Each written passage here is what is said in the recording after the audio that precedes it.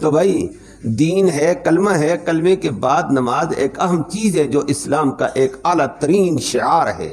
اگر اس عبادت کو بھی ہم عبادت کر کے نہ پڑھ سکیں تو پھر پیچھے کیا رہا؟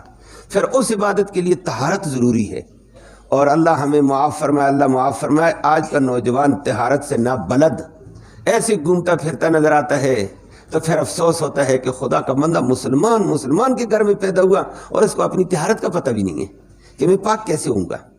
نوجوان ہے اور آگے بڑھنے والا ہے، لیکن اس بیچارے کو نہیں پتہ ہے۔ اللہ سب کو ہدایت نصیب فرمائے۔ اس لیے احباب سے گزارش ہوتی ہے، اٹھ کر جانے والے تو چلے گئے، بیٹھنے والے بیٹھے ہوئے ہیں، ان کو بھی بیٹھنے چاہیے، ان سے بھی یہی درخواست ہوگی، تھوڑی دیر کے لیے بیٹھیں گے، اپنی ضروری مسائل سن لیں گے، ایک اپنا فائدہ، دوسرے دوست احباب کو سنا دیں گے، دین پھیل جائے گا اور دین کی حقیقت کا پتہ چل جائے گا۔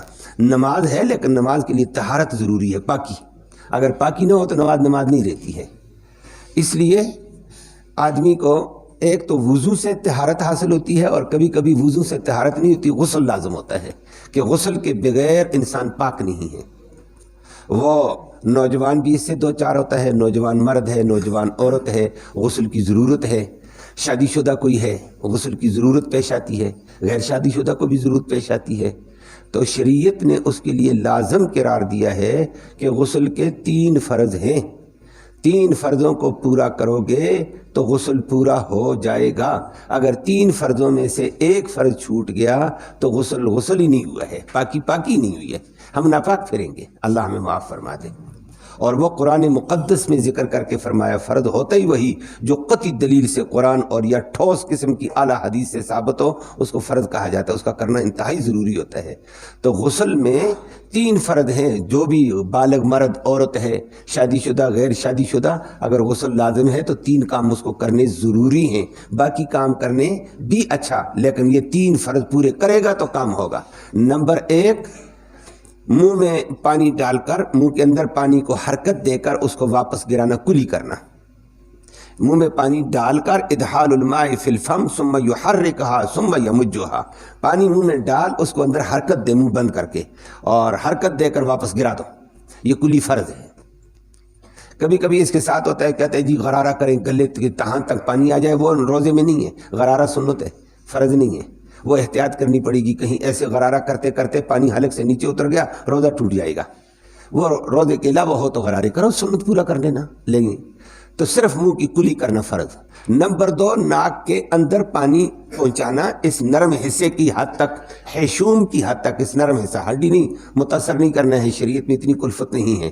تو پانی ڈال کر چھوٹی انگلی کے ساتھ، گیلی کے ساتھ اندر پھیر دی، پانی اندر چلا گیا، ناک صاف ہو گیا ہے، یہ بھی فرض ہے۔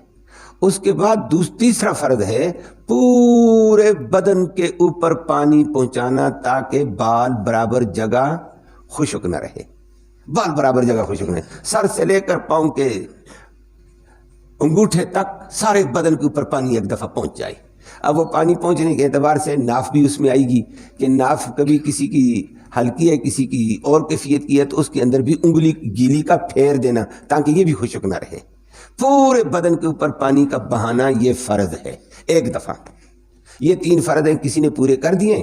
اگر بال برابر جگہ بھی خشک رہ گئی ہے، پانی پورا نہیں پہنچا ہے، تیزی میں کر گیا ہے، تو غسل نہیں ہوگا۔